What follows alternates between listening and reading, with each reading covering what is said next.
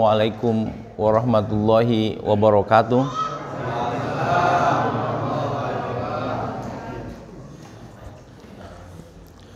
Alhamdulillahillazi anzalas sakinata fi qulubil mu'minin liyazdadu imanan ma'a imanihim.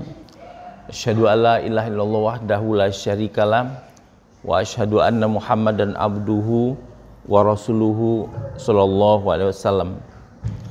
Allahumma shalli wa sallim ala hadzal nabil karim wa ala alihi wa ashabihi wa man tabi'ahum bi ihsanin ila yaumiddin. Bapak-bapak ya, pimpinan cabang atau pimpinan daerah, pimpinan Muhammadiyah daerah Bekasi ya, tadi Pak Rial ya Pak ya, Pak Perial Pak ya, tadi bilang belum ketua, insya Allah jadi ketua. Ya, kita doakan, amin ya. Kan tinggal menunggu hari-hari saja gitu kan ya, bapak-bapak ketua cabang ya Muhammadiyah di lingkungan kabupaten ya, mungkin ada Cikarang Raya, Cikarang Timur dan lain-lain sebagainya, juga Bapak Ketua DKM Masjid Ar-Rahman. Alhamdulillah kita bersilaturahim pada hari ini atas izin Allah ya. Kita syukuri nikmat ya. Karena orang-orang yang berkumpul tuh rohnya tuh kalau baik ya, dia akan ketemu, dia saling kenal mengenal ya. Karena Rasulullah bilang begitu ya, al arwah junudun mujannada. Roh-roh itu dia saling terkait antara satu yang lain. Jadi kalau dia berkumpul sesama yang baik ya ta'arofa fa'talafa, jadi dia saling menguatkan antara satu yang lain. Tapi kalau yang satu punya niat lain, yang satu punya keinginan lain, yang satu niatnya enggak bersih ya, fa'talafa, kata Rasulullah, hatinya tidak akan ada di situ, enggak nyangkut itu jiwanya, rohnya itu kan. Nah, kita mencoba gimana roh kita itu saling terkait, saling terhubung gitu. Jadi kayak apa ya, internet itu dia saling terkait. Jadi kalau saling terkait kita jaringannya itu satu. Tapi kalau dia punya jaringan yang lain dia akan misah gitu kan ya, nggak ketemu. Jadi kita ngaji pokoknya yang lain lihat telepon saja gitu kan. Nah, itu nggak ketemu tuh rohnya gitu kan. Nah, tapi kalau dia nyantol ya jaringannya itu ya, apapun yang kita kaji dia akan sama gitu kan, frekuensinya sama gitu. Nah, jadi ibu dan bapak-bapak, mari kita samakan frekuensi kita untuk bersilaturahim dan sedikit tausiah gitu kan. Karena Rasulullah kan mengatakan kalau orang berkumpul ya untuk menuntut ilmu, thalabul ilmi, itu para malaikat datang hadir. Dia mencatat, dia melihat, dia menaungi. Sekitar kita malaikat datang. Nanti catatan itu dia bawa. Nah, bayangkan kalau ada di antara kita catatan malaikatnya sepanjang tadi dia hanya lihat WA saja gitu kan. Jadi catatannya naik ke atas, lihat WA saja gitu. Jadi malu kita kan. Nah, ini jadi kita mencoba untuk serius ya, walaupun mungkin tidak hebat-hebat banget yang saya sampaikan, tapi kalau kita serius ya insya Allah Allah akan berikan apresiasi ya yang besar kepada orang-orang yang thalabul ilmi. Ya, salawat dan salam kita peruntukkan untuk Nabi kita yang kita cintai, Nabi yang kita muliakan, Nabi yang memiliki perjuangan yang besar ya, mengorbankan hidupnya untuk memberikan pelajaran kepada umat manusia agar umat manusia liyukhrijan nas minadz-zulumati ila nur, agar mereka jangan sampai tersesat ya, masuk ke dalam neraka. Itu yang Rasulullah tidak inginkan. Dia mau umatnya masuk surga semuanya. Ya, tapi kalau ada yang juga enggan masuk surga, kata Rasulullah, ya mau diapain gitu kan. Nah, kalau umat Rasulullah itu kalau dia bersahadat saja, itu harapan masuk surganya tinggi gitu kan. Tapi kalau ada yang enggan, ya dia akan masuk ke dalam neraka. Ya. Jadi kita tentu berorganisasi di Muhammadiyah, tujuan kita adalah untuk dalam rangka beribadah kepada Allah Subhanahu wa taala. Maka kita isi jiwa kita, isi hati kita, isi kepala kita, dan kemudian beramal. Karena Muhammadiyah itu keseimbangan itu yang luar biasa. Antara iman dan amal itu dia seimbangkan. Jadi dia bukan hanya berkata-kata, tapi dia berkata dan berbuat. Sebab berkata itu penting, berbuat itu sangat penting begitu. Jadi kita berbuat saja tidak berkata juga tidak baik ya. Kita berkata dan kita berbuat gitu. Sekali lagi kita ucapkan salawat dan salam untuk Nabi Muhammad SAW. Allahumma sholli ala Muhammad wa ali Muhammad. Ibu dan bapak-bapak, dalam rangka bersilaturahim, apa pentingnya sih silaturahim itu? Rasulullah SAW menyampaikan ya di dalam hadis yang sahih ya, man ahabba ayabsuta ya fi rizqihi, atau man ahabba ayunsya'a fi asarihi fal yasil rahimahu ya. Hadis diriwayatkan oleh, ada di Bukharinya, ada di Muslimnya, ya, ada di Ibnu Majahnya juga. Jadi periwayat hadis ini banyak. Jadi kata Rasulullah, orang yang ingin dia ya, rezekinya, dia mendapatkan rezeki yang secara terus menerus dia dapat rezeki dan meningkat rezekinya, maka baiknya dia bersilaturahim, mengikat tali silaturahim. Di sini Rasulullah mengatakan fal yasil. Jadi kita selalu mencari hubungan silaturahim itu. Ini yang luar biasa bapak-bapak dan ibu-ibu. Memang luar biasa hubungan silaturahim. Karena kita tidak kenal dengan orang, tapi dengan ada silaturahim banyak yang bisa kita dapatkan. Ya, kita bisa dapat ilmu. Itu rezeki, ilmu itu rezeki. Jadi bapak-bapak, ibu-ibu datang sini ya, atas izin Allah kita berjumpa, dapat ilmu. Nah, apakah memang bisa dapat rezeki jangka panjang? Itu pasti. Atau jangka pendeknya kita udah nih banyak rezeki nih, ada kue, ada air, ada apa, itu sudah dapat rezeki kita. Ya. Belum lagi nanti mungkin di antara kita ada yang memang pedagang, ya, memang maklar gitu kan, ada juga kan, ada juga yang memang orang-orang yang bisa menghubungkan antara satu dan yang lain di dalam perniagaan. Nah itu juga akan ada manfaatnya, karena di Muhammadiyah itu sangat sangat beraneka ragam. Kita itu sangat beraneka ragam. Kita punya di sana itu ada sekolah, ya, sekolah boarding school, ya, Muhammadiyah boarding school di cabang yang saya pimpin di sana, Pak.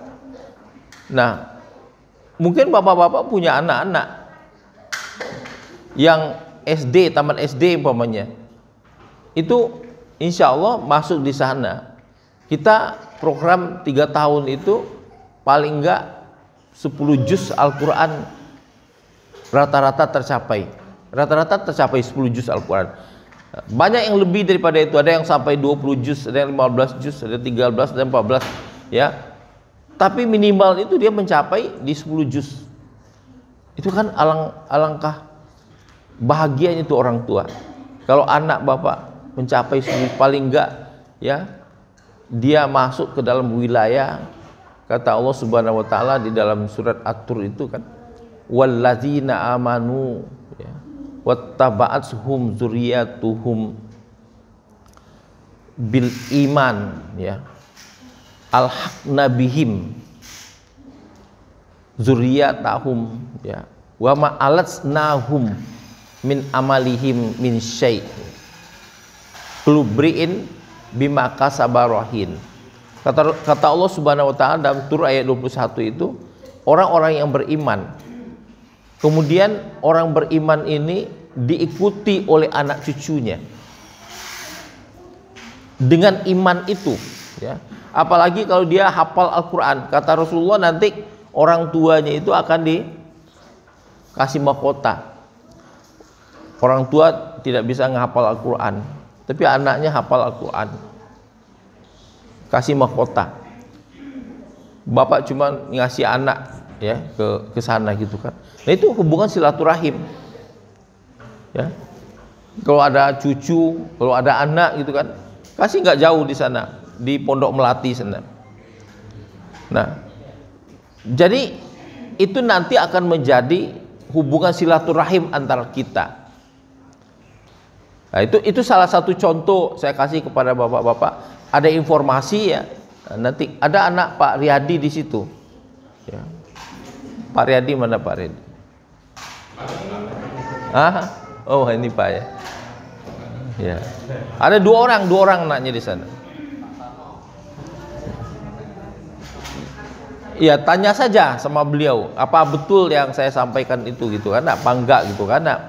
Nah, itu saya ketemu Pak Riyadi di sana, ya, ketika kita Ramadan, ya, berbuka bersama. Nah, jadi ibu-ibu dan bapak-bapak, Allah mengatur masalah hubungan rezeki manusia itu bukan hanya rezeki di dalam bentuk uang, tapi hubungan yang kita bangun silaturahim, kemudian dapat pendidikan anak kita.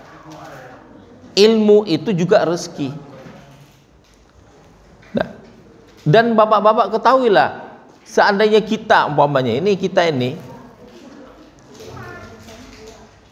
meninggal, kita pernah saling terhubung di sini nih. Paling kita bersaudara. Nanti di akhirat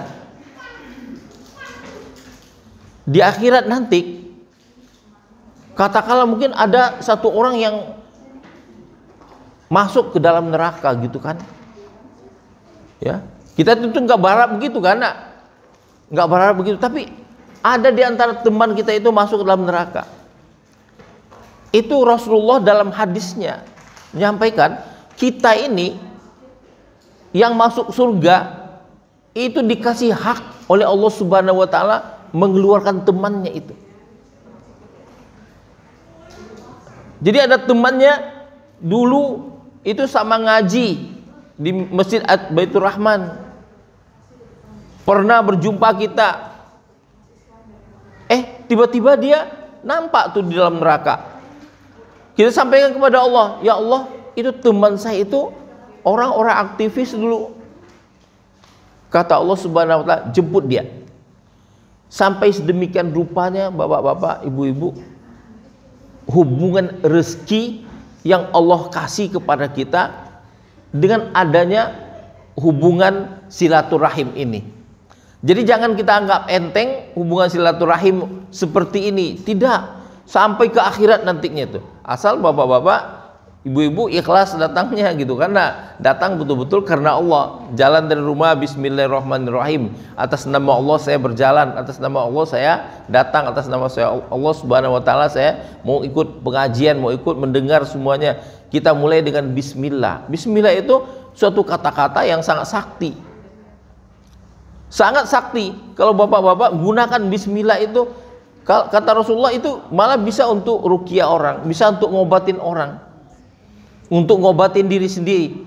Tetapi membacanya, bacalah dengan hati yang dalam, dengan perasaan yang sungguh-sungguh. Begitu kita mulai dari rumah berjalan bismillahirrahmanirrahim, itu semua pekerjaan kita itu akan terhitung menjadi kebaikan.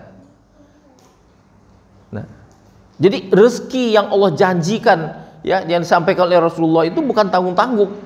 rezeki dunia dan rezeki akhirat.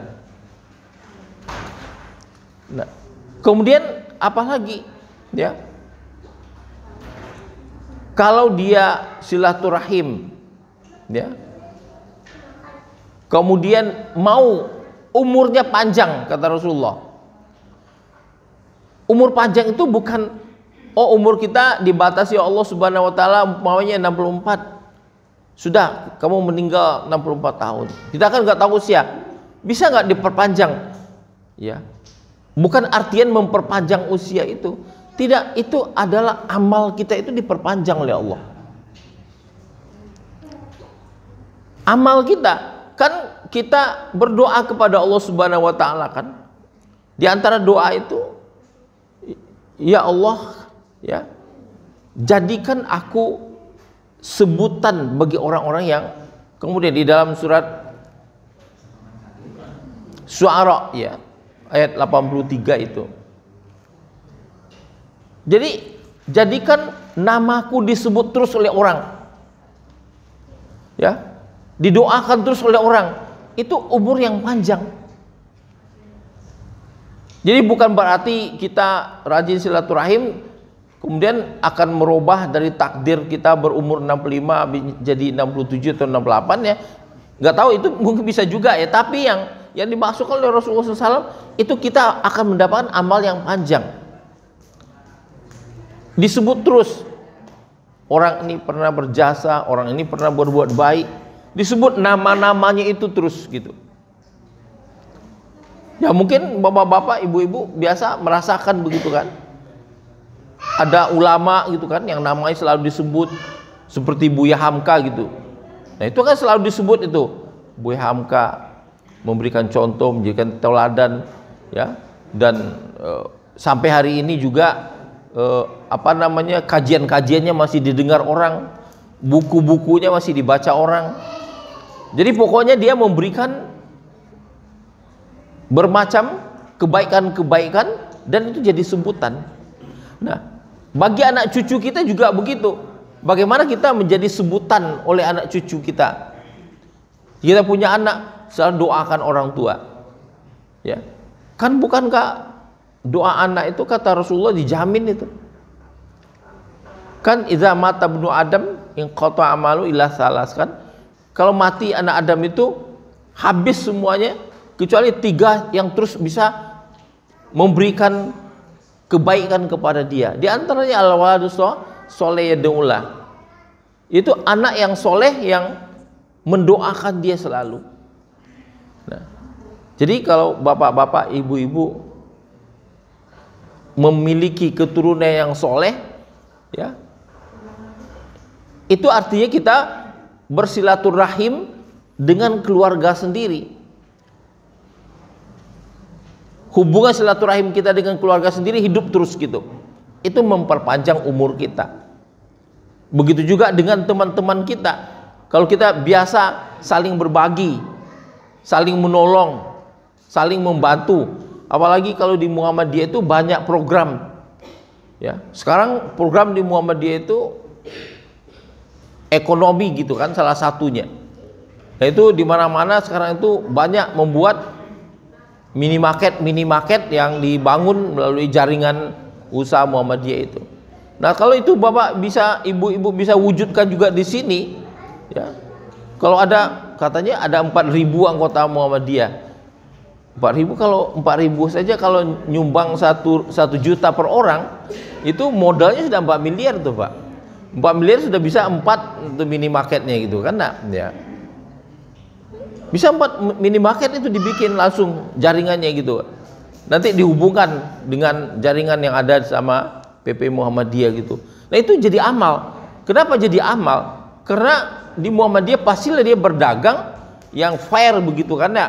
Dia memberikan harga yang sesuai, tidak akan menipu-nipu harga gitu kan, tidak akan membuat harga-harga yang manipulatif begitu.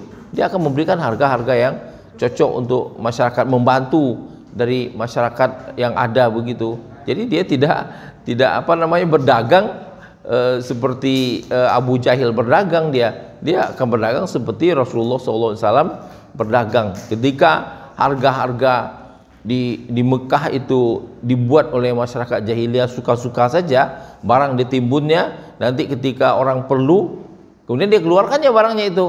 Abu Jahil, Abu Lahab, Abu Sofyan gitu kerjanya itu. Jadi manusia, memang manusia jahat dia gitu kan. Nah nanti ketika barang nggak ada dia keluarkan, jual mahal gitu kan. Nah begitu Rasulullah datang, dia rubah itu barang-barang itu, dia bawa ya keperluan masyarakat Mekah itu, dia bawa dari Syams, ya dia jual dengan harga yang biasa, normal harganya begitu. Ya direbut orang semuanya belanja. Jadi dia itu bisa menjual dalam jumlah yang sangat banyak sekali kepada masyarakat. Jadi masyarakat tenang, tidak ada gejolak di pasar dibikinnya. Ini kan menenangkan. Jadi kalau Muhammadiyah berdagang, dia seperti itu juga gitu kan. Itu yang dilakukan oleh Rasulullah SAW. Jadi tidak merusak harga, tidak mengendalikan harga sesukanya, walaupun itu mampu dia lakukan sebenarnya, karena dia membawa barang lebih banyak lagi daripada Abu Sofyan, Abu Lahab itu. Ya, dia berapa saja kepentingan uang untuk beli barang dikasih oleh Khadijah. Berapa saja, sebut aja lah begitu. Nah, begitu juga ketika dia bawa barang ke Syams gitu juga. Apa saja yang diperlukan oleh orang Syams ya untuk dibawa ke sana dari Mekah itu, ya kan ada hasil dari Madinah, ada hasil dari Mekah, itu dibawa ya. Jadi dia bawa bukan satu ekor unta, dia bawa puluhan ekor unta yang dia bawa untuk jualan ke Syam sana. Nah begitu juga kembalinya gitu. Nah ini yang dilakukan oleh Rasulullah SAW, sehingga apa yang disebut dengan hubungan silaturahim itu benar-benar menjadi kekuatan di tengah masyarakat. Nah kita kan ketemu bapak-bapak, ibu-ibu, orang-orang di Muhammadiyah sudah nggak apa lagi gitu kan. Kadang-kadang hubungan silaturahimnya sudah kacau gitu kan. Ya pimpinan-pimpinannya sudah pakai birokrasi semua gitu kan. Takutnya pimpinannya nggak ke masjid gitu kan. Ini maaf ya kan nggak ngerti, karena saya tahu gitu, karena patutnya kan pimpin Muhammadiyah itu ada di masjid ya, ketuanya ada di masjid, mimpin masjid, ada jamaahnya gitu kan. Nah baru dia mantap gitu kan. Tapi kalau mimpinnya di atas apa birokrasi pemerintahan, ya udah Muhammadiyah itu akan kacau gitu kan. Tidak apa namanya, jiwanya itu tidak hidup gitu kan. Masyarakat itu dia maunya kita bersama mereka ya, memberikan pertolongan kepada mereka. Kalau mereka ada yang susah kita bantu, kalau mereka perlu makanan kita kasih makanan. Nah kalau mereka perlu apa namanya, uang untuk kepentingan modal, kita sediakan modal ya. Jadi kan banyak, ada orang di beberapa tempat ya, saya di tempat saya lah, saya kasih ibu-ibu itu modal gitu kan. Lalu yang lain protes, pimpinan cabang Muhammadiyah, yang dia bilang, Pak kan nggak kembali sebagian uang. Ya nggak apa-apa, nggak kembali. Ya memang kalau dia nggak bisa mengembalikan ya nggak apa-apa, kan boleh. Al-Quran nyebut begitu kan. Ya kalau umpamanya dia nggak bisa kembalikan, ya maka wa antasaddaku khairul lakum, ya sedekahkan aja sama dia. Ya enak banget Pak, ya memang seperti itu begitu, karena memang ya siru wala tu'asiru, karena memang enak jadi orang Islam ini ya, jangan disusah-susahkan orang gitu, karena dipermudahkan orang.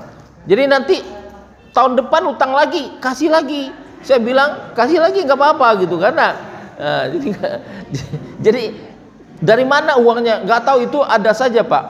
Semakin kita mau bantu jamaah itu, semakin ada saja uang dikasih oleh Allah Subhanahu wa taala. Dari mana datangnya nggak tahu, macam-macam teman ya yang ngasih apa namanya kepada kita gitu kan. Nah,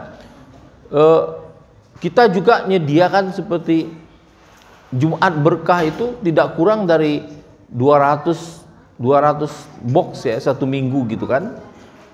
Nah, itu juga kita nggak tahu tuh dari mana 200 box. Bapak kalikan saja 15.000 satu box itu 200, kan berarti sekitar 200 kali 5 3 juta satu minggu, satu bulan 12 juta, itu uang keluar saja ya. Nah dari mana uangnya? Itulah Allah Maha Besar. Semakin kita mau memberikan pelayanan kepada masyarakat, ya, semakin nanti Allah akan bantu kita. Itu hubungan silaturahim itu, Pak. Kekuatan daripada silaturahim itu. Jadi Muhammadiyah itu dulu ke jalan itu, kekuatan silaturahim itulah yang dia gunakan untuk membawa ulama-ulama lain, kiai-kiai lain masuk menjadi orang-orang di Muhammadiyah, lalu mereka ikut partisipasi membangun ya sekolah-sekolah di Muhammadiyah. Ya, kita juga bagaimana menjadikan masyarakat kita itu memang menjadi masyarakat yang bisa saling tolong menolong, saling bantu, ya saling memperhatikan. Dia akan terbangun itu kekuatan itu. Nah, jadi kekuatan silaturahim di situ. Nah, yang kedua, bapak-bapak dan ibu-ibu, saya ingin sampaikan ya. Saya sampai jam berapa nih dikasih Pak Riyadi waktu ini? Hah? Kurang lah zuhur lah, nanti kan ada makan-makannya. Kalau makan-makannya kapan itu? Nanti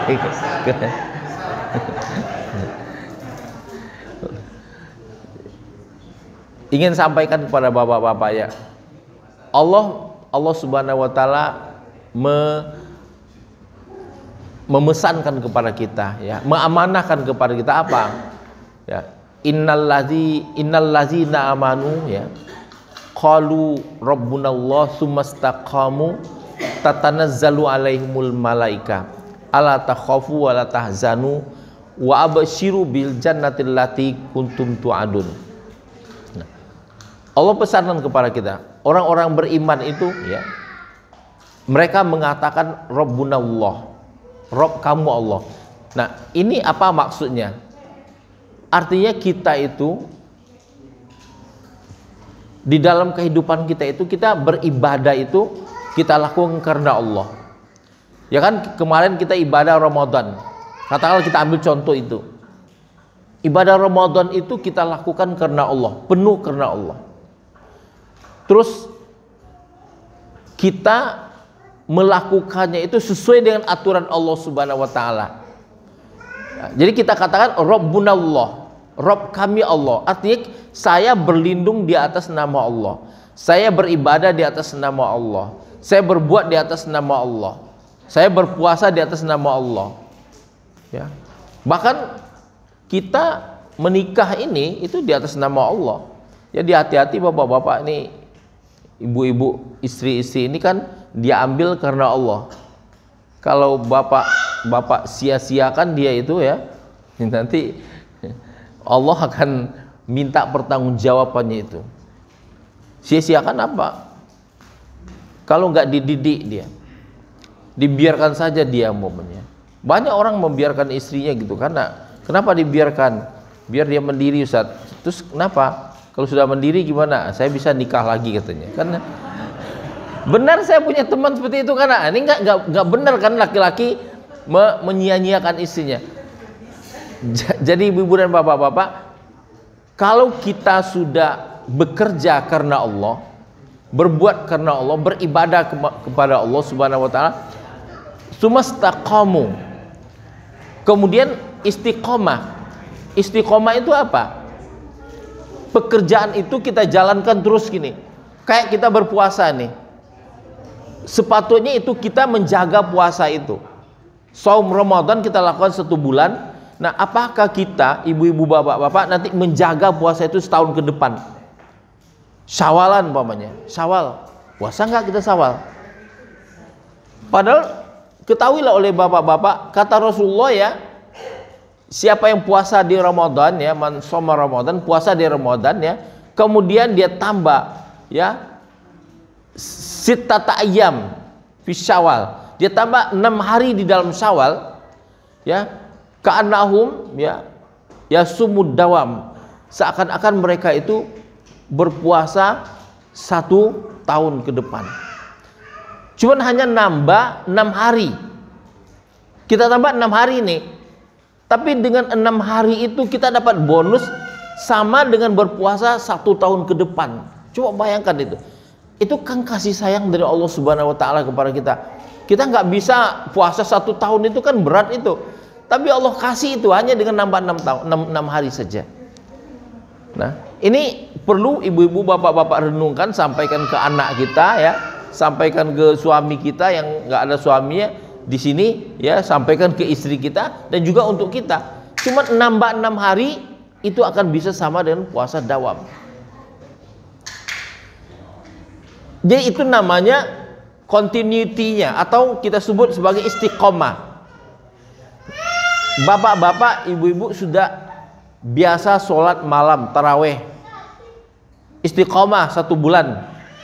Sesudah bulan Ramadan itu, bagaimana itu tetap dawam dia, istiqomah juga sholat malam. Paling enggak ya bapak-bapak ya, saya katakan banyak dari kawan-kawan kita di Muhammadiyah ini kurang memperhatikan masalah ibadah ini, ya. Kurang memperhatikan masalah ibadah. Mudah-mudahan di sini tidak begitu, karena saya yakin ya bapak-bapak, ibu-ibu mau melakukan hal yang terbaik di dalam hidup ini. Tinggal kita, oh saya nggak bisa, susah bangun malam Ustaz. Baiklah, paling nggak sholatlah witir sebelum tidur 3 rakaat saja, ya. Ini untuk menjaga istiqomah tadi, untuk menjaga istiqomah tadi. Di dalam Ramadan biasa baca Al-Quran, mungkin setengah juz, mungkin 1 juz 1 hari. Di luar Ramadan berhenti. Enggak, itu mesti lanjutkan, diteruskan. Lanjutkan baca Al-Qur'annya. Mungkin 1 halaman, mungkin 2 halaman. Mungkin cuma membaca ayat-ayat yang hafal oleh kita. Enggak ada kesempatan, baca saja ayat-ayat yang hafal oleh kita. Ya. Kalau bisa dilanjutkan lebih baik lagi. Perbaikannya, tambahan hafalannya dan macam-macamnya.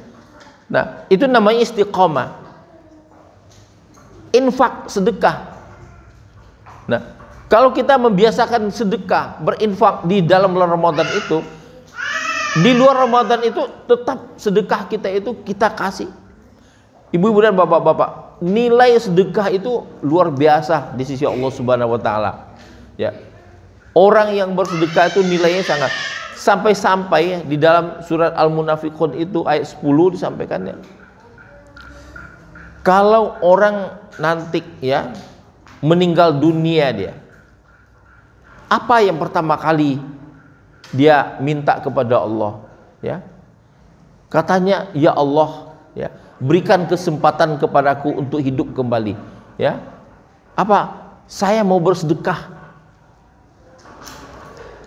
Itu permintaannya, saya mau bersedekah. Kenapa? Ya, begitu dia melihat akibat dari sedekah itu, ya, yang diterima oleh orang di dalam surga, maka dia sangat menginginkan kembali ke dunia untuk hanya bersedekah kembali. Nah, ini kita dawamkan. Kita apalagi kalau di Muhammadiyah itu dibiasakan pakai kaleng kayak begitu ya. Ada kaleng lazismu itu, Bapak cukup ngisinya 1000 sehari ya. 1000 sudah sholat subuh, biasakan sedekah pagi gitu. Nah, diisi ya 1 bulan 30.000. Jadi kalau 4.000 anggota kali 30.000 kan sudah 12 juta 1 bulan itu gitu kan. Nah, ya dengan 4.000 anggota kita ngisi 1.000 per orang per hari, jadi 30 hari itu sekitar 12 juta ya. Satu apa namanya? Satu bulan itu nilainya. Besar sekali itu kapitalisasinya. Ibu-ibu dan bapak-bapak, kata Allah Subhanahu wa taala, ya, nyambung ayat tadi itu, tatanazzalu alaihimul malaikah. Jadi kita itu akan dinaungi oleh malaikat. Hidup kita itu selalu dilindungi oleh malaikat. Ini bukan saya ngomong nih, Al-Quran ngomongnya kayak begitu. Jadi malaikat akan membimbing hidup kita. Siapa sih yang nggak mau dibimbing oleh malaikat? Kalau malaikat membimbing kita, apa saja dalam hidup ini itu banyak kemudahan. Kalaupun ada kesulitan, tapi akan ada kemudahan dikasih oleh Allah Subhanahu wa taala. Sulit cari rezeki, Allah akan mudahkan cari rezeki. Sulit naik pangkat, Allah akan mudahkan dengan cara dia. Sulit dapat jodoh, Allah akan mudahkan. Ya. Nih tanyalah bapak-bapak ini yang gampang-gampang dapat jodoh gitu kan. Nah, jadi dia ada amalan-amalannya ya. Ibu-ibu susah dapat mantu gitu kan. Nah, coba aja kalau nggak percaya ya. Banyak orang yang susah dapat mantu gitu kan, dapat suami anaknya susah. Kenapa susah ya? Karena keyakinan kepada Allah di dalam ibadah itu kurang. Tapi kalau kita percaya kepada Allah, mau kita berinfak, mau kita beribadah, mau kita menjaga ibadah kita kepada Allah, menjaga kebaikan-kebaikan itu kita jaga, Allah katakan tatanazzalu alaihimul malaika. Malaikat datang untuk membantu. Allah turunkan malaikat membantu. Ala takhafu. Enggak perlu khawatir, enggak perlu takut hidup. Ya, masalah rezeki kita, masalah kesehatan kita, masalah suami yang mau menikah lagi, ya enggak perlu ditakuti gitu kan. Nah, ya paling diizinkan saja gitu kan. Nah, kenapa ya? Karena sudah apa ya, ibu-ibu dan bapak-bapak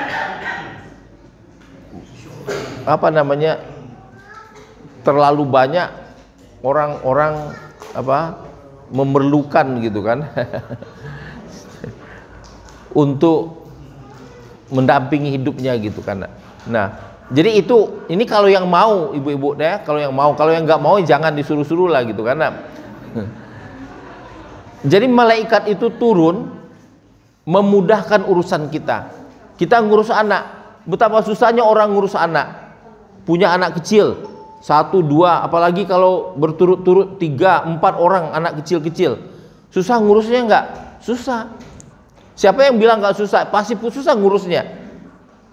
Yang besar nangis, yang kecil menangis, yang tengah ya minta pasangkan bajunya. Itu gimana ngurusnya gitu kan. Tapi kalau kita yakin malaikat akan membantu, itu akan bisa diurus. Pasti bisa diurus ya. Anak-anak, bagaimana orang tanya ya, orang tanya, saya juga dulu tuh tinggal di Malaysia, anak kecil-kecil, dan di Malaysia itu nggak ada kita pakai pembantu, nggak ada, jarang orang pakai pembantu. Nah, karena nggak mampu juga nyewa pembantu gitu kan, anak kecil-kecil. Terus teman-teman saya sama dosen nanya gimana tuh ngurusnya anak-anak tuh gitu kan. Nah, ya pokoknya diurus aja gitu karena ngajar bahas apa namanya, mengajar Al-Qur'annya juga kita ya, mengajar apa namanya, baca tulis Latinnya juga kita ya, itu diajar oleh ibunya, diajar baca tulis Latinnya, diajar bahasa apa namanya Al-Qur'annya ya, pokoknya terurus juga dia. Kenapa? Ya karena malaikat itu menolong kita ya.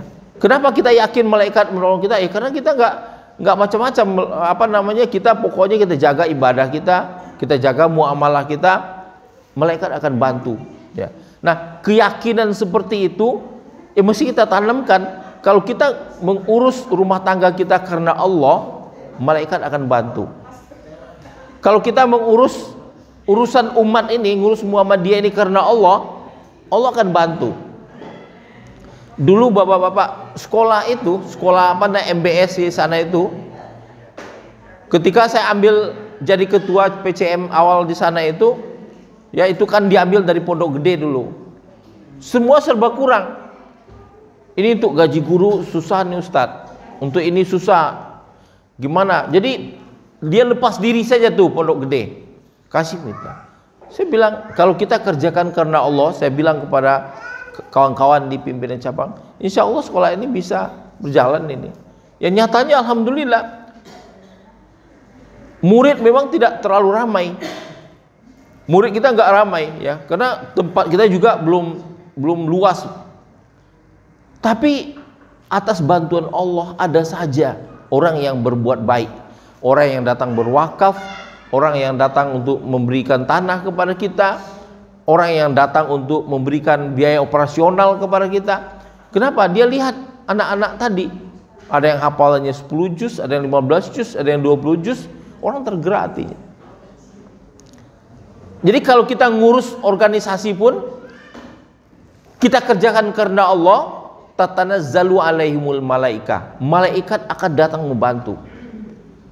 Alla takhafu, enggak perlu takut. Sampai di dalam tafsir ya Maraghi itu juga dalam tafsir Ibnu Katsir sampaikan bahwa malaikat itu mengatakan wala tahzanu. Jadi nanti kalau sampai pun kita mati gitu kan, di alam kubur itu malaikat tetap melindungi kita. Kita diproteksi.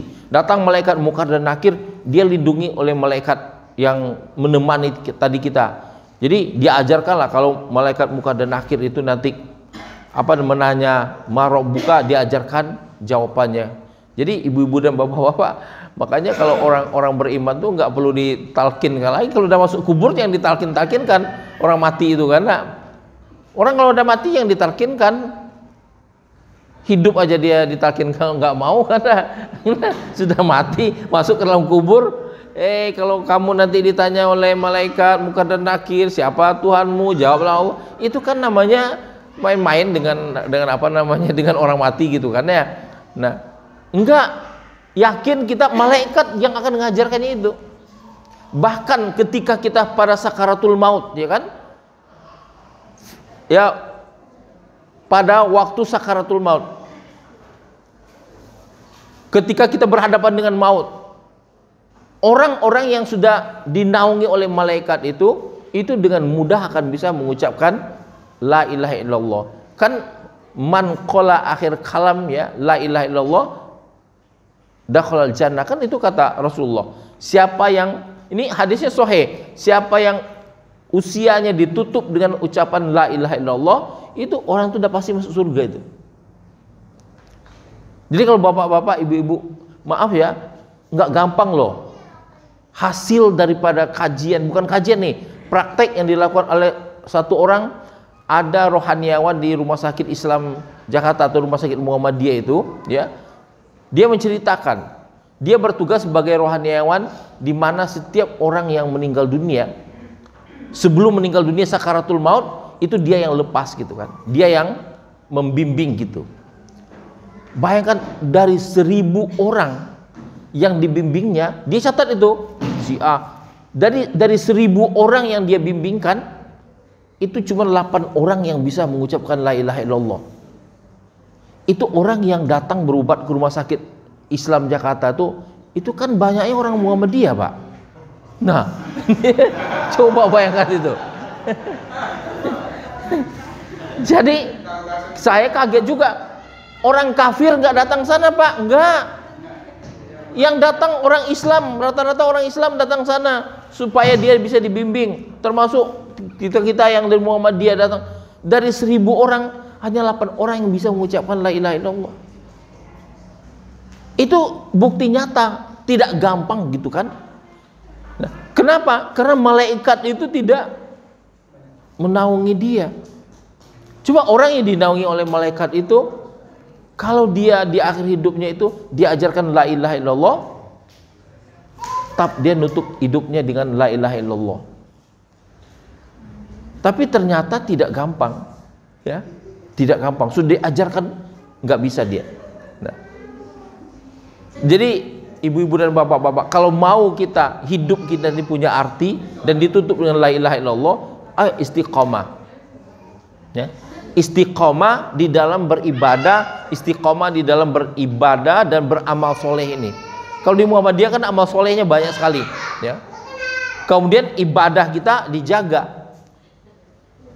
Saya kadang-kadang sedih juga tuh, teman-teman kita itu saking sibuknya ngurus organisasi, orang sudah azan, mau saja. Saya dulu di PP Muhammadiyah, Pak, saya ada di majelis ekonominya di PP Muhammadiyah. Nah, sering saya ke sana itu, kadang-kadang kita rapat, kadang-kadang itu. Nah, begitu orang sudah azan, itu banyak teman-teman itu, walaupun itu di BP, maaf saja gitu kan, bukan saya mau memberikan fitnah, itu orang sudah azan masih kerja terus saja gitu. Ini mau mengerjakan hal-hal yang Islam atau mengerjakan hal-hal yang duniawi gitu ya, ya memang itu diperlukan menyelesaikan surat-surat, diperlukan menyelesaikan rapat-rapat. Tapi kenapa sih umpamanya kalau orang sudah azan, kan ada masjid itu di PP Muhammad itu ada masjid tanwir ya. Nah, kalau orang sudah azan itu ya semuanya tanpa kecuali tutup itu kantor, masuk ke dalam masjid dulu. Nah, saya khawatir juga kan di cabang-cabangnya gitu, karena orang sudah azan gitu, terus ya mau WA gitu, terus ya buat surat gitu. Nah, bagaimana nanti akhir hidup kita? Padahal kita mau mengerjakan Islam nih. Jadi agar malaikat itu menaungi kita di alam kubur sampai nanti di alam apa namanya hari kemudian, kan manusia itu nanti ya di dalam surat Al-Qiyamah Al-Qamar itu disebutkan ya, khussa'an absaruhum, mereka muncul dengan tertunduk manusia itu ya, yakhrujuna minal ajdasi ka'annahum jaradun muntashir, mereka keluar dari kubur-kubur mereka itu seperti belalang berterbangan, menyebar begitu ramai keluar manusia itu, mereka penuh dengan ketakutan,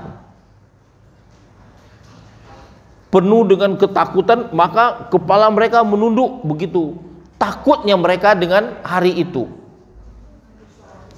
ya. Muti'ina ilad da'i, mereka ngikut saja apa kata malaikat, ke sini kata malaikat ikut. Kemudian orang-orang kafir berkata, yaqulul kafirun haza yaumun asir, ini hari yang paling sulit. Mereka sudah dihadapkan dengan neraka jahanam itu, sudah dihadapkan dengan kemungkinan untuk diazab. Tapi yang jelas mereka itu berada, kepala mereka itu, matahari itu hanya ukuran satu jengkal saja, panas terik, dan keringat mereka saja, keringat kita ini, kita punya keringat sendiri bisa menenggelamkan begitu banyaknya keringat yang keluar akibat panasnya. Tapi orang-orang beriman tadi, orang-orang yang tadinya di dunia istiqomah dia, itu akan dinaungi oleh malaikat ya. Itu yang disebut alla takhafu wala tahzanu. Jadi di dunia dia juga dilindungi, di akhirat nanti dilindungi. Mereka itu akan dihisab, wa yasabuna hisaban yasira, mereka akan dihisab dengan hisab yang paling gampang.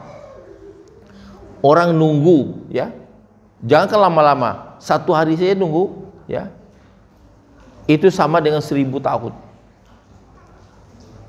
Tapi orang-orang beriman yang dinaungi oleh malaikat tadi, dia akan dihisab dengan hisab yang paling cepat. Sebentar saja dia ya, dia tidak akan melewati macam-macam. Begitu juga ketika dia melewati Siratul Mustaqim, dia akan dengan cepat akan melewati Siratul Mustaqim itu, karena mereka itu dibantu oleh para malaikat. Nah, jadi di dalam tafsir ya Ibnu Katsir, dalam tafsir Al-Maraghi, di dalam tafsir Al-Munir juga Wahbah Zuhaili itu dijelaskan hal seperti itu. Jadi bapak-bapak dan ibu-ibu, kalau seandainya kita bisa istiqomah dengan ibadah Ramadan kita, insya Allah malaikat akan turun melindungi kita. Malaikat berkata kepada kita, nahnu awliyaukum fil hayatid dunya, kata malaikat, kami akan melindungi kamu di dalam kehidupan dunia ini. Itu di dalam surat Fussilat ayat 31-nya ya. Kami melindungi kamu di dalam kehidupan dunia ini. Jadi dunia ini kita akan dapat perlindungan. Jadi tadi ada perlindungan tentang rezeki kita, tentang hidup kita, tentang karir kita, tentang keluarga kita, ya, anak kita, istri kita, itu akan dilindungi oleh mereka. Kalau sama-sama kita mau untuk melakukan yang namanya konsistensi atau istiqomah di dalam ibadah kita kepada Allah Subhanahu wa taala. Jadi tidak gampang untuk dapat perlindungan itu. Tapi kalau kita mau, Allah gampangkan. Ya. Memang kadang-kadang manusia ini, bapak-bapak dan ibu-ibu, dikasih Allah yang mudah, tapi mereka nggak pilih. Ya, nggak pilih. Dikasih Allah kemudahan, nggak dipilihnya yang mudah itu. Dia malah memilih yang susah-susah gitu, karena milih jalan masuk neraka. Jalan yang di dunia nampaknya gampang jalan itu. Kan Allah kasih dua jalan di dunia ini. Wa hadainahun najdain. Ya, falaqtahamal aqaba wa ma adrakamal aqaba, kan fakkur aqaba. Jadi Allah katakan di dunia ini ada jalan yang mendaki, ada jalan yang menurun. Nah, untuk istiqomah di dalam ibadah tadi, istiqomah di dalam kita menjalankan muamalah di dalam hidup ini, itu perlu memang ada pengorbanan. Untuk bisa sholat malam, perlu bangun malam. Untuk baca Al-Quran, kita perlu sedikit waktu. Untuk berinfak, ya kita perlu mengeluarkan sebagian dari hasil yang kita dapatkan. Ya, untuk mendidik anak. Orang, ibu-ibu dan bapak-bapak, pulang-pulang dia bukan anaknya yang dia bawa berbicara, berbincang-bincang, tapi pulang-pulang masih lihat HP, masih lihat WA, masih lihat YouTube, masih lihat apa-apa. Padahal anaknya ada di rumah tuh. Yang sepatutnya kan dia ngomong dengan anaknya, berdiskusi, berdialog, bermain, ya, mengajarkan apa yang bisa diajarkannya. Dihabiskan waktunya untuk itu sepatutnya. Jadi orang tuanya begitu, anaknya supaya dapat main dikasih pula lah gadget gitu kan. Jadi anaknya nanti nonton gadget, bapaknya nonton gadget, ibunya juga nonton gadget gitu. Bagaimana kita bisa menyelamatkan ini nanti di hadapan Allah Subhanahu wa taala? Nggak bisa. Ini pertanggungjawaban. Bagaimana kita mengatakan bahwa kita sudah istiqomah di hadapan Allah Subhanahu wa taala? Nggak bisa. Istiqomah itu betul-betul meminta pengorbanan kepada kita. Nah, kalau bapak-bapak dan ibu-ibu nggak mau berkorban, nggak bakal bisa istiqomah itu. Jadi kalau kita mau istiqomah, malaikat bantu. Ya, malaikat katakan, saya lindungi Anda di dalam kehidupan dunia. Ya, saya lindungi wafil akhirah, di dalam kehidupan akhirat. Dunia dilindungi, di akhirat dilindungi. Walakum fiha ma tastahi anfusakum, ya. Di akhirat nanti kamu, kata malaikat itu, akan memiliki apa saja yang kamu inginkan. Ya. Jadi apa yang kita inginkan, ya, dikasih oleh Allah. Katakan fakihina bima atauhum rabbuhum, ya.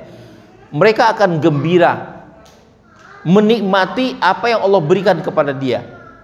Jadi kita ini tidak ada lagi sedih nanti di akhirat, bapak-bapak dan ibu-ibu. Ketika Allah sudah masukkan ke dalam surga itu, nggak ada rasa sedih, nggak ada rasa takut, nggak ada rasa khawatir, nggak ada rasa susah, nggak ada rasa duka. Yang ada senang saja. Mereka gembira, senang mereka itu menerima apa yang Allah berikan kepada dia. Nah, jadi luar biasanya istiqomah itu mengantarkan orang untuk hidup bahagia di akhirat. Kita doa saja kan, selalu doa, Rabbana atina fid dunya hasanah wa fil akhirati hasanah wa qina azabannar. Kita mau selamat hidup di dunia ini, tapi kita nggak ngikutin jalan Allah. Kita mau bahagia nanti hidup di akhirat, tetapi kita tidak melaksanakan apa yang Allah sudah kasih jalannya. Kan Allah kasih jalannya tuh, istiqomah kamu. Tapi banyak manusia itu apa? Lupa dia. Dia dikatakan oleh Allah Subhanahu di dalam Al-Qur'an ini kepada kita, umpamanya di dalam surat ya Al-Muluk gitu ya. eh, Allah ciptakan ya apa? Mata, telinga, hidung, ya. Tapi qalilan ma tashkurun. Dia tidak gunakan matanya itu untuk hal-hal yang membawa dia masuk ke dalam surga. Dia tidak gunakan telinganya itu untuk hal-hal yang membawa dia masuk ke dalam surga. Ya, sam'a wal absara wal afida. Allah kasih hati, tapi hatinya itu tidak dia gunakan untuk membawa dia kepada jalan yang baik. Dia punya hati, ya, lahum qulubul la yafqahuna biha. Hatinya ada, tapi sampai di mana kita memahami Al-Qur'an?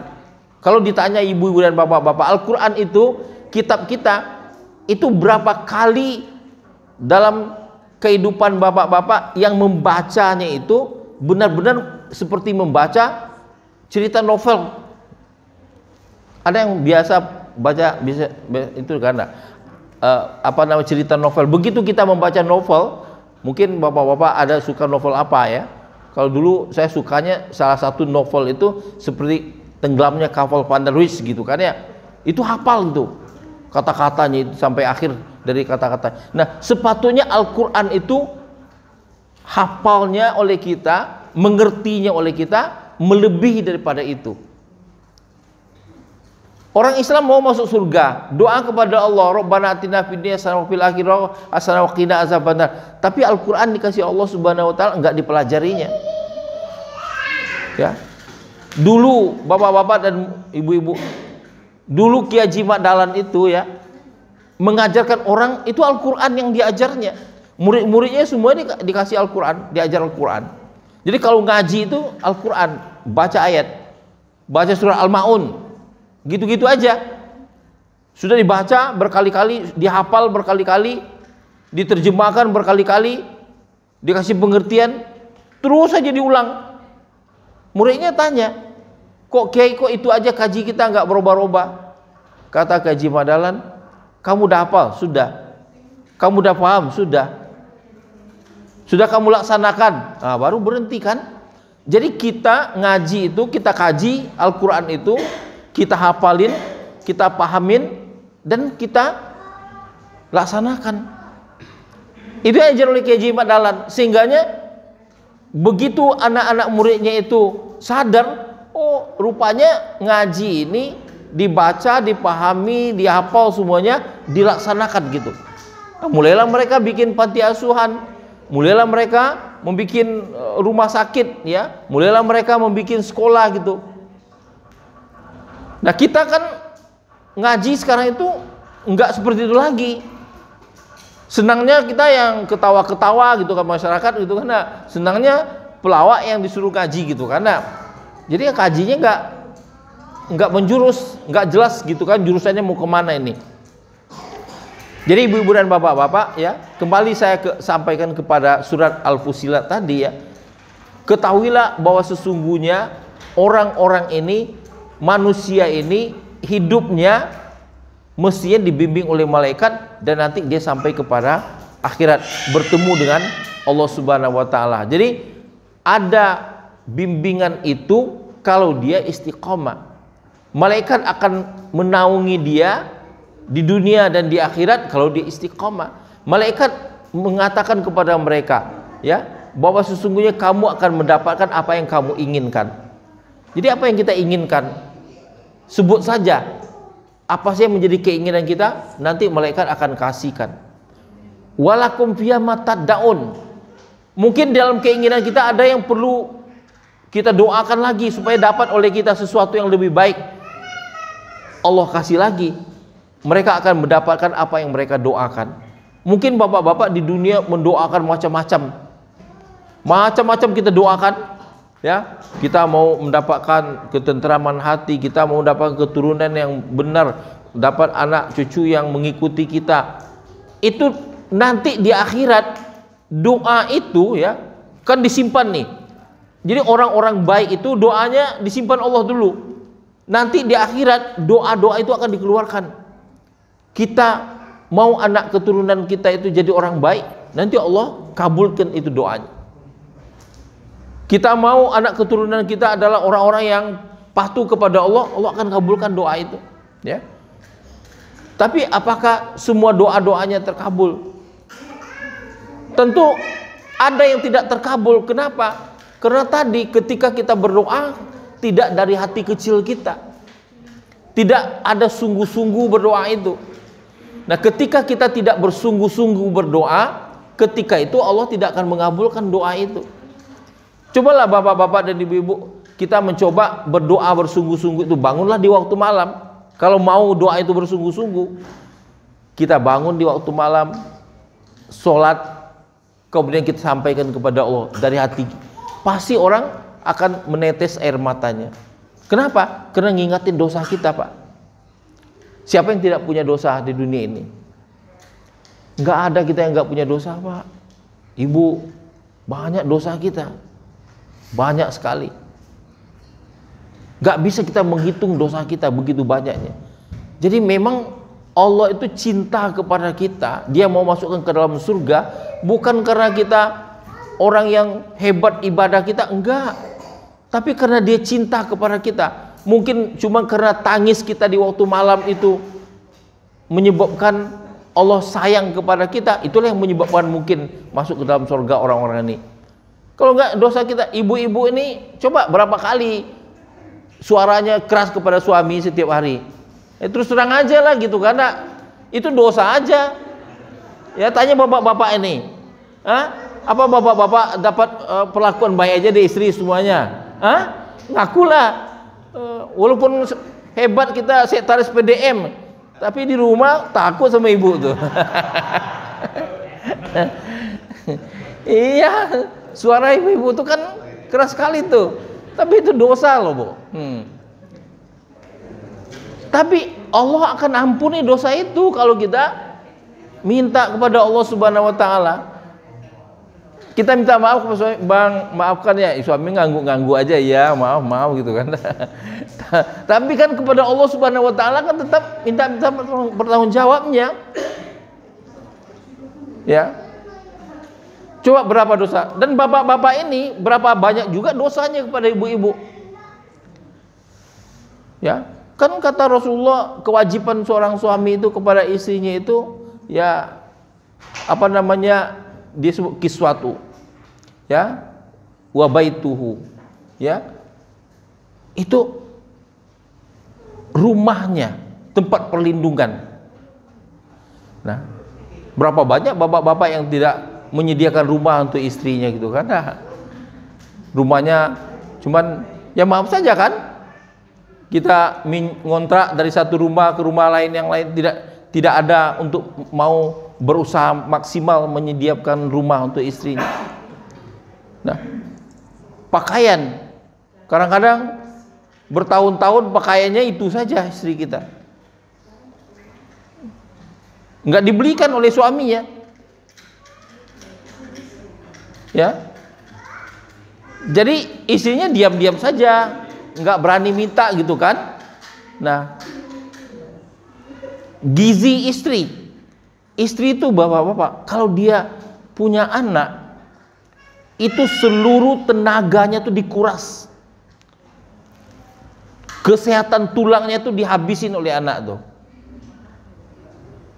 Diganti nggak oleh suaminya? Banyak suami nggak ngerti itu, dia nggak dibelikan makanan yang berkualitas, nggak dikasih makanan yang berkualitas gitu kan? Itu dosa, Pak. Dosa bener, berdosa. Coba kalau dosa-dosa itu tidak diampuni oleh Allah Subhanahu wa taala, bagaimana? Ya.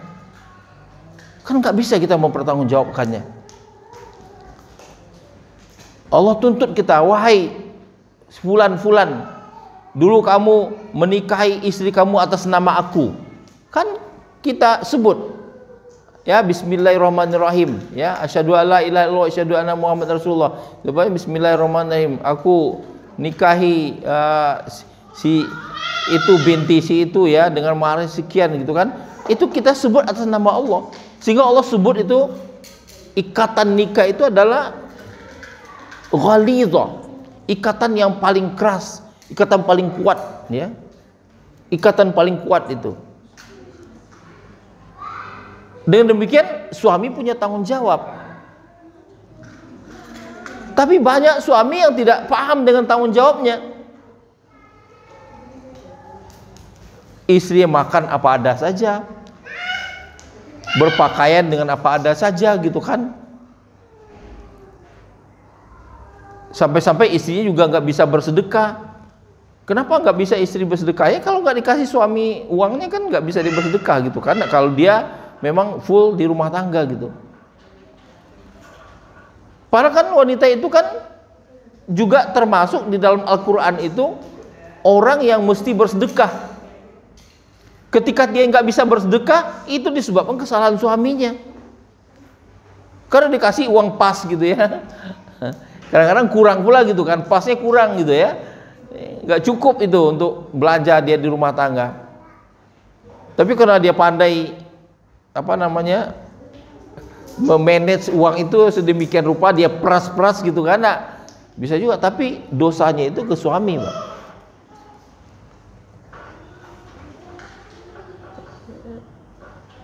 Itu kita hitung ketika kita sholat di waktu malam. Coba kita hitung dosa kita.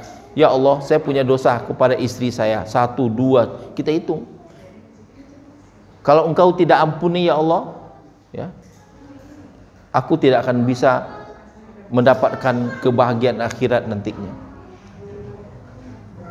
Jadi kalau Allah tidak ampuni itu, oh nggak bisa Pak, kebahagiaan akhirat itu nggak bakal bisa didapat. Belum lagi dosa-dosa kita di luar, lihat AP, begitu kita lihat WA, lihat apa yang muncul aurat-aurat orang wanita di umbar-umbar situ. Nah kalau ada juga yang sempat menikmati itu kan dosa lagi, ya kan? Nah makanya kita minta kepada Allah Subhanahu wa Ta'ala, rajin-rajin kita mau bangun di waktu malam itu mohon. Itulah kita akan menangis. Nah Allah dengar itu.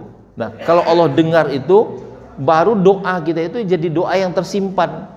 Baru doa kita itu menjadi doa yang bukan hari ini saja bisa dikabulkan, mungkin 10 tahun ke depan dikabulkan, atau mungkin ketika kita sudah mati dikabulkan, atau mungkin di akhirat nanti dikabulkan doa-doa itu.